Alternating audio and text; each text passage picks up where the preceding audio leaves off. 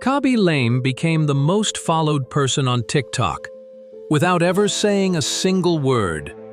In the middle of a global pandemic, he managed to overtake the platform's biggest creators, become the face of international brands, attend the Met Gala, star in movies, and earn over $750,000 per sponsored video, all while doing the same recycled gesture over and over and over again. But while his silence once made him famous, it's also the reason his downfall went unnoticed, because no one seemed to realize that the world's most followed TikToker had already peaked and quietly started falling off. He was mocked in Reddit threads, flamed in comment sections, and slowly replaced by creators with actual ideas. And while Khaby was once considered a genius for doing less, today he's better known for doing nothing at all. So, how exactly did Khaby Lame go from humble factory worker to TikTok king? And then from TikTok king to cultural afterthought? Before the fame, Khaby was just a 20-year-old living in Italy, working at a factory, and trying to survive during the peak of the pandemic. Like millions of others, he got laid off. But instead of looking for another job, he turned to TikTok, and from day one his content was different. While most people on the app were dancing, lip-syncing, or screaming into the camera for attention, Khaby just looked at the camera. He would find ridiculous life hack videos, like people cutting bananas with shoelaces or opening cans with machetes, and silently mock them by doing the same task normally, followed by his now iconic hand gesture. No talking, no acting, just expressions.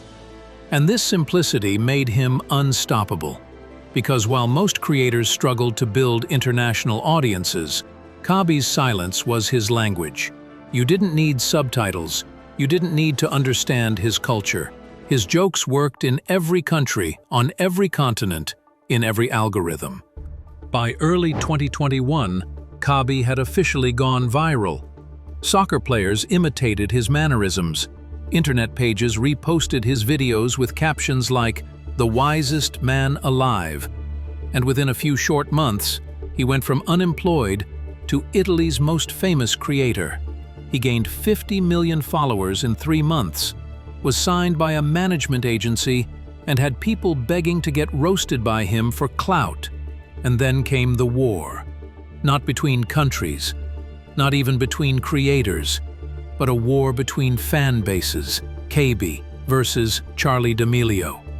At the time, Charli had held the title of TikTok's most followed person for over a year, but many fans were tired of her. They saw her fame as manufactured, her content as generic, and her success as the product of pretty privilege. In contrast, Khaby was everything Charli wasn't: male, black, immigrant, and supposedly self-made. So millions of users rallied behind him, not because they liked his content, but because they wanted to watch Charli lose. It worked. On June 22, 2022, Khaby passed her in followers, becoming the most followed TikToker on Earth. His fans declared victory. His managers threw a party. And Khaby, he said nothing. No celebration video, no statement, no thank you. Just more brand deals. And that's when everything started falling apart. The first major red flag was the sponsorship overload. After becoming #1, Khaby's content immediately changed. Gone were the low-effort skits mocking dumb life hacks.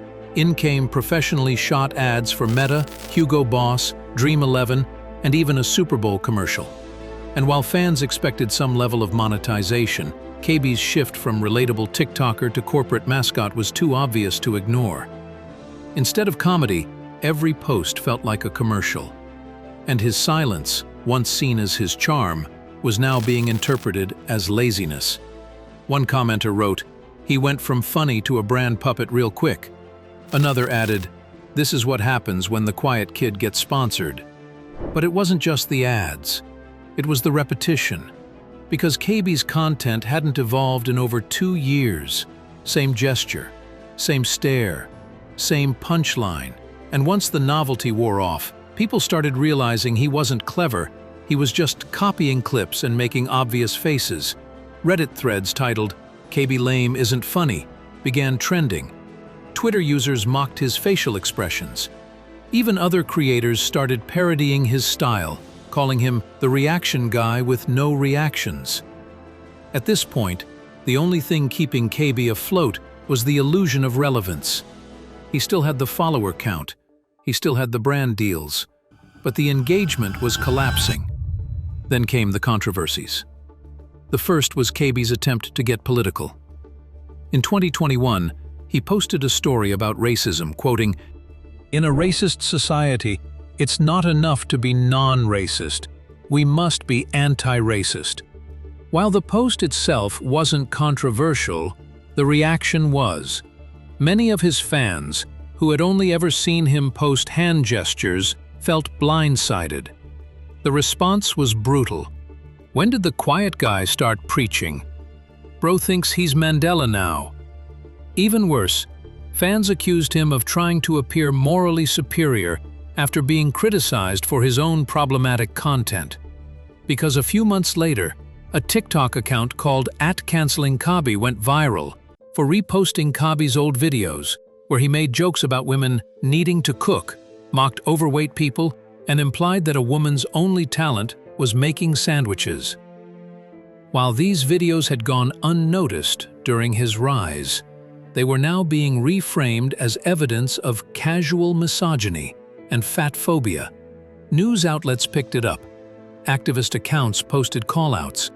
And within days, Khaby lost 400,000 followers. But strangely, the backlash reversed itself. Supporters argued that the hate Khaby received was rooted in racism, that other creators had done worse and been forgiven. And within 1 week, Khaby had gained back every lost follower, plus 1 million more. But the damage was done. The controversies didn't end him, but they shattered his image. And when fans looked at his content again, they didn't see a genius. They saw a guy pulling the same facial expression to the same types of videos with increasingly lower results. By 2023, Khaby had essentially stopped posting. The man who once uploaded 6 videos a day now posted less than 1 a week. And when he did, the content felt robotic, overproduced, overly polished, and mostly just ads. His most viewed recent uploads were celebrity collabs with Messi and Snoop Dogg, not because the content was funny, but because people were shocked he was still around. He had fully transitioned from viral star to corporate personality. He walked the Met Gala, starred in Bad Boys, became a judge on Italy's Got Talent. He even signed with a Hollywood agent. And while this sounds like success, it was a clear sign that Khaby had abandoned TikTok altogether. He no longer needed the platform that made him famous. And his fans? He left them behind the moment he hit #1. Today, Khaby Lame is still the most followed TikToker in the world. But no one talks about him anymore. His engagement is dead. His comment sections are ghost towns. His once dedicated audience now treats him like an algorithmic relic, someone who existed at the perfect moment in time, but no longer belongs in the conversation. He's not hated. He's not cancelled. He's not even mocked. He's just forgotten. And in some ways, that's worse. Because the only thing more terrifying than falling off is when no one even notices you did.